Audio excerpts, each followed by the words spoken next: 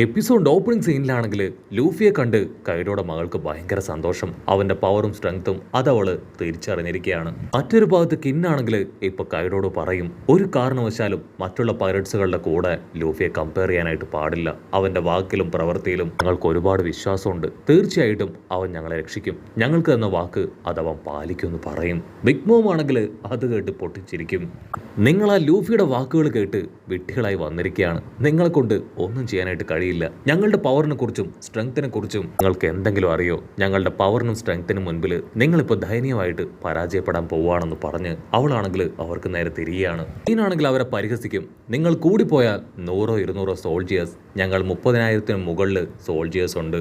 Full ആയിട്ടുള്ള ആൾക്കാർ അത് വേറെയെന്ന് പറഞ്ഞ് അവനങ്ങനെ ക്യാഷ്വലായിട്ട് നിൽക്കും. അപ്പോഴായിരിക്കും അവൻ്റെ അസിസ്റ്റന്റിന്റെ ഭാഗത്തുനിന്ന് ഒരു കോൾ ഉണ്ടാവുക. പോസ്റ്റ് ഉള്ളവനാണെങ്കിൽ നിലവിളിച്ച് പറയും, ക്വീൻ എത്രയും വേഗം ഞങ്ങൾക്ക് ഹെൽപ്പ് വേണം. 5000-ലധികം സോൾജിയേഴ്സ് ഇവിടേക്ക് വന്ന് ഞങ്ങൾ അറ്റാക്ക് ചെയ്യാണ്. അത് കേട്ട് അവർ ഞെട്ടും.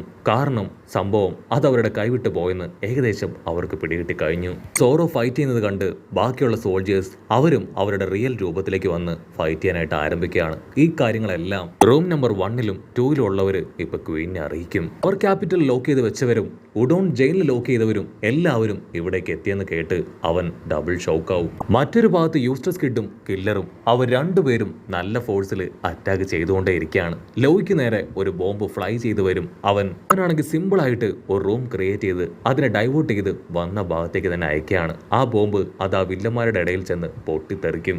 ടീമിനാണെങ്കിൽ അത് ഭയങ്കര ഹെൽപ്പായിരിക്കും. ഇവിടെ ക്വീൻ ആണെങ്കിൽ ഓരോരോ സ്നേഹികൾ എടുത്തു വെച്ച് ഓരോ ഭാഗത്ത് നടക്കുന്ന കാര്യങ്ങളും അപ്പോൾ അറിയും.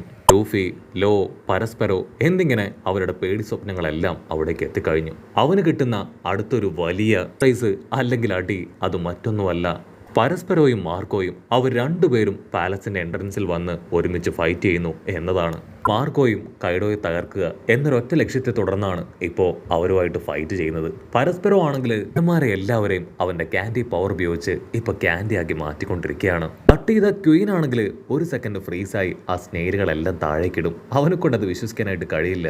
ആദ്യം ബബനുക്കി അവൻ കാലുമാറി. പിന്നീട് യോഷിറോ അവൻ സ്പൈ ആണെന്ന് അവർ തിരിച്ചറിഞ്ഞു. ഇപ്പോ മാർക്കോയും പരസ്പരവും അവർ രണ്ടുപേരും ഒറ്റക്കെട്ടായി ഫൈറ്റ് ചെയ്യാണ്. സോ ജയിക്കാനുള്ള ചാൻസ് അതങ്ങനെ മൊത്തത്തിൽ കുറഞ്ഞു വരികയാണ്. ഇനി എന്ത് ചെയ്യണം, എങ്ങനെ ടാക്ടിക്സ് ക്രിയേറ്റ് ചെയ്ത് നമ്മുടെ ആൾക്കാരെ തോൽപ്പിക്കണം എന്നറിയാതെ ക്വീൻ ആണെങ്കിൽ ഒരു സെക്കൻഡ് അങ്ങനെ കൺഫ്യൂസ്ഡ് ആയിട്ട് നിൽക്കും. ക്വീൻ ആണെങ്കിൽ മൈക്ക് എടുത്ത് ഇപ്പോൾ ഒരു അനൗൺസ്മെന്റ് കൊടുക്കും.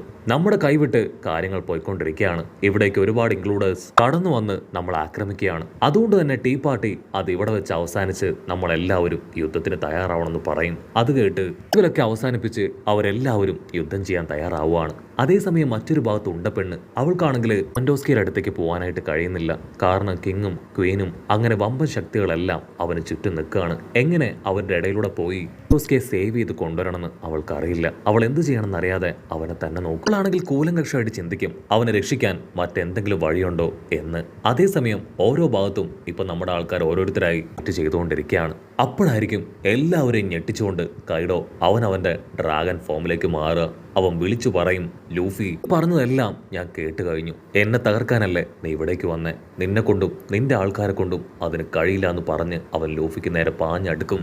കിന്നും ടീമും ആണെങ്കിൽ കൈഡോയുടെ ബോഡിയിൽ അങ്ങനെ പിടിച്ചിരിക്കുകയാണ്. കിന്നാണെങ്കിൽ ലൂഫിയോട് വിളിച്ചു പറയും, ലൂഫി നീയാണ് ഞങ്ങളുടെ ഊർജ്ജം, നീ തന്ന കോൺഫിഡൻസ്, അതുകൊണ്ട് മാത്രമാണ് ഞങ്ങൾക്ക് ഇതെല്ലാം ചെയ്യാൻ കഴിഞ്ഞത്. അതിന് ലൂഫി ആണെങ്കിൽ കൈ ഉയർത്തി കാണിച്ച്, തീർച്ചയായും നിങ്ങളോടൊപ്പം ഞാനുണ്ട്. എന്റെ മരണം വരെ ഇവരോട് ഫൈറ്റ് ചെയ്ത് നമ്മൾ ഇവരെ തോൽപ്പിക്കും.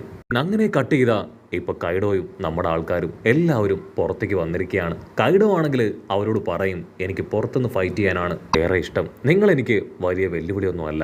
ഓർഡൻ ഓൾറെഡി മരിച്ചു കഴിഞ്ഞു. അവന്റെ അസിസ്റ്റൻസ് ആണ് നിങ്ങൾ ഓരോരുത്തരും. വളരെ സിമ്പിൾ ആയിട്ട് നിങ്ങളെ ഞാൻ ഇല്ലാതാക്കും. എനിക്കത് ജസ്റ്റ് മിനിറ്റ്സുകളുടെ കാര്യം മാത്രമാണെന്ന് പറയും. നമ്മുടെ ആൾക്കാരാണെങ്കിൽ അതിനവനെ കളിയാക്കും. ഞങ്ങൾക്കറിയാം നിന്റെ ഭയം അത് കൂടി വന്നുവെന്ന്. നിന്റെ കാസ്റ്റിൽ തകരാതിരിക്കാനാണ് നീ പുറത്തേക്ക് വന്നതെന്നും ഞങ്ങൾക്കറിയാം. നിന്റെ ഈ ഡ്രാഗൺ ലുക്ക് അത് സേഫായി വർക്കൗട്ട് ആവണമെങ്കിൽ നിനക്ക് പുറത്തുനിന്ന് മാത്രമേ ഫൈറ്റ് ചെയ്യാനായിട്ട് കഴിയൂ. അത് കേട്ട് കൈഡോയുടെ കൺട്രോൾ മുഴുവനായിട്ടും പോവാണ്. അടുത്ത നിമിഷം മിൻസ് ആണെങ്കിൽ ഒരു വമ്പൻ എൻട്രി അവിടേക്ക് കൊടുക്കും. മിൻസ് ആണെങ്കിൽ ഇപ്പൊ കൈഡോയോട് പറയും, ഇന്ന് നിന്റെ ദിവസം തന്നെയാണ്. കാരണം ഫുൾ മൂൺ ആണ്. ഞങ്ങളുടെ പവർ അത് ഏറ്റവും കൂടുതൽ ലെവലെത്തുന്ന ദിവസമാണെന്ന്. സോ തകർക്കാനായിട്ട് ഇതിലും നല്ലൊരു ബെസ്റ്റ് ദിവസം എനിക്ക് കിട്ടില്ല എന്ന് പറയും. അത് കേട്ട് കൈഡോയും ആ ഫുൾ മൂൺ കാണുകയാണ്. ഇവിടെ വൈപ്പറിന്റെ കയ്യിൽ അങ്ങനെ ഒരു മിന്നൽ അടിക്കും പോലെ പവർ അവന്റെ ഉള്ളിലേക്ക് കയറി വരികയാണ്.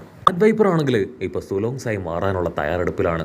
ഒന്നോ രണ്ടോ മിൻസ് അല്ല, ഒരുപാട് മിൻസ് അവിടേക്ക് എത്തിയിരിക്കുകയാണ്. അവരെല്ലാവരും സുലോങ്സായി മാറിയ ഒരിക്കലും അവരുമായിട്ട് ഫൈറ്റ് ചെയ്ത് ജയിക്കാനായിട്ട് കഴിയില്ല. അത് ശരിക്കും എന്നെ സംബന്ധിച്ചിടത്തോളം ഒരു ടൈറ്റ് കോമ്പറ്റീഷൻ തന്നെയാവും. സോ എല്ലാവരും അവരെ നോക്കി ടെററായിട്ട് നിൽക്കുകയാണ്. കൈഡോയുടെ മനസ്സിലും ഇപ്പൊ അവന്റെ പേടി കൂടും. അടുത്ത നിമിഷം ആ കൊമ്പുള്ള ജാക്ക് അവനാണെങ്കിൽ അവിടേക്ക് ചാടി വീണ് ഒരു വമ്പൻ എൻട്രി കൊടുക്കുകയാണ്. ഓ, നിങ്ങൾ ഇവിടെ വരെ എത്തിയല്ലേ, കുഴപ്പമില്ല, നിങ്ങൾക്കും അല്പം സ്ട്രെങ്ത്തും ബുദ്ധിയും ടാറ്റിക്സും ഒക്കെ ഉണ്ട്. ഞാൻ പാർട്ടിയിൽ അല്പം ഒന്ന് മതിമയങ്ങിപ്പോയി, അതുകൊണ്ടാണ് ഞാൻ എത്താൻ ലേറ്റ് ആയത്. തീർച്ചയായിട്ടും നിങ്ങൾക്കുള്ള വിരുന്ന് ഞാനും കൈഡോയും ബിഗ് മോമും കിങ്ങും ക്വീനും എൻ്റെ അസിസ്റ്റൻസും എല്ലാവരും ചേർന്ന് തരും. നിങ്ങൾ ഒന്നല്ല 100 മിനിറ്റ്സ് വന്നാലും ഞങ്ങൾക്ക് യാതൊന്നുമില്ല. അവനെ കാണേണ്ട താമസം ഇപ്പൊ ഡോ കിങ്ങും ക്യാറ്റ് കിങ്ങും അവർ രണ്ടുപേരും ബാക്കിയുള്ളവരോട് പറയും, തൽക്കാലം നിങ്ങൾ എല്ലാവരും മാറി നിൽക്ക്. ഇവനോട് റിവഞ്ച് തീർക്കേണ്ടത് നിങ്ങളുടെ റെസ്പോൺസിബിലിറ്റിയാണ്. ഞങ്ങളുടെ ഐലാൻഡ് തകർക്കാൻ നോക്കിയത് ഇവനാണ്. ആ ജയന്റ് ആനെ ഇല്ലാതാക്കാൻ ശ്രമിച്ചതും ഇവനാണ്. റൈസോയെ അന്വേഷിച്ച് ഒരുപാട് തവണ ഐലാൻഡിലേക്ക് വന്ന് ഐലാൻഡ് തകർത്തതും ഒരുപാട് പേരെ ഇല്ലാതാക്കാൻ ശ്രമിച്ചതും ഇവനാണ്. സോ ഞങ്ങൾക്കാണ് ആദ്യം ഇവനോട് റിവഞ്ച് തീർക്കാനുള്ളത്. അവരെല്ലാവരും നടന്ന സംഭവങ്ങൾ അതൊന്നുകൂടെ ആലോചിച്ച് നോക്കുകയാണ്. ജാക്കിനോട് എല്ലാവരും റിക്വസ്റ്റ് ചെയ്തിട്ടും അവൻ അതൊന്നും കേൾക്കാതെ ഓരോരുത്തരുടെയും വീടുകൾ തോറും കയറി അവർ അറ്റാക്ക് ചെയ്തു. റൈസോയെ കുറിച്ച് അന്വേഷിച്ചു. അവിടെ ഉണ്ടായിരുന്ന ബിൽഡിങ്ങുകളും കച്ചവട സ്ഥാപനങ്ങളും എല്ലാം തകർത്തു. അവരെ എല്ലാവരെയും കൊല്ലാനായിട്ട് പോയിസൺ ഗ്യാസ് അതവിടെ സ്പ്രെഡ് ചെയ്തു. അതിനുശേഷം ക്യാറ്റ് കിങ്ങിനെയും ഡോ കിങ്ങിനെയും പിടിച്ചു വലിച്ച് അവരെ അറ്റാക്ക് ചെയ്തു. ഒരുപാട് പേർക്ക് ആഴത്തിൽ പരുക്ക് പറ്റി മരണത്തിലേക്ക് പോയി. സോ അത്രയധികം ഐലാൻഡിലുള്ളവരോട് ക്രൂരത കാണിച്ചു. സോ അതെല്ലാം ഓർത്ത് ഇപ്പൊ ഡോ കിങ്ങും ക്യാറ്റ് കിങ്ങും അവിടെയുള്ള മിൻസും ടെററായിട്ട് നിൽക്കും. കട്ട് ചെയ്ത റൈസോ ആണെങ്കിൽ ടെററായിട്ട് അവന്റെ മുൻപിലേക്ക് വരും. നീ എനിക്ക് വേണ്ടിയാണ് ആ കാര്യങ്ങളെല്ലാം ചെയ്തത്, നിന്നെ തകർക്കാൻ ഞാൻ എത്തിക്കഴിഞ്ഞു എന്ന് പറഞ്ഞ് സ്ക്വാഡുമായിട്ട് ചാടി വീഴുകയാണ്. മാത്രമല്ല അവൻ ആ ഒരു ആനയെ ഒരുപാട് ഉപദ്രവിച്ചിരുന്നു. അവസാന നിമിഷം ആന അവന്റെ കപ്പലിനെയും അട്ടിച്ച് തകർത്ത് കടലിലിട്ടു. അവന്റെ കാറ്റ് പോയെന്നാണ് എല്ലാവരും കരുതിയത്. പക്ഷെ അവൻ സേഫായി വീണ്ടും തിരികെ എത്തി. ജാക്ക് ആണെങ്കിൽ ഫൈറ്റ് ചെയ്യാൻ ഈ കാര്യങ്ങളെല്ലാം ഓർത്ത് തയ്യാറാവും. അപ്പോഴായിരിക്കും സിസിലിയൻ ഗ്രൂപ്പ് അവർ മുൻപിലേക്ക് വരിക. കാരണം നമ്മുടെ ആൾക്കാരുടെ എയിമും മെയിൻ ലക്ഷ്യവും എങ്ങനെയെങ്കിലും കൈഡോയെ തകർക്കുക എന്നതാണ്. അവനാണ് ഏറ്റവും പവർഫുൾ ആയിട്ടുള്ള ഓപ്പണന്റ്. അടുത്ത ദിവസം ആ മീൻസ് അവരെല്ലാം തന്നെ പതിയെ പതിയെ സുലോങ്ങായിട്ട് മാറുകയാണ്. ആക്ച്വലി ക്യാരറ്റ് ഓപ്പോസിറ്റ് വില്ലന്മാരുടെ ടീമിലുള്ളവര് വേസ്റ്റുകളാണ്.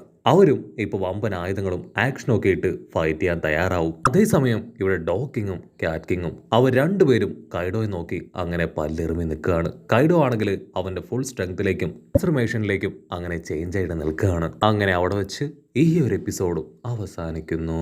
എപ്പിസോഡ് ഇഷ്ടപ്പെടുകയാണെങ്കിൽ തീർച്ചയായിട്ടും ലൈക്ക് ചെയ്യാനും കമന്റ് ചെയ്യാനും ഷെയർ ചെയ്യാനും മറക്കല്ലേ.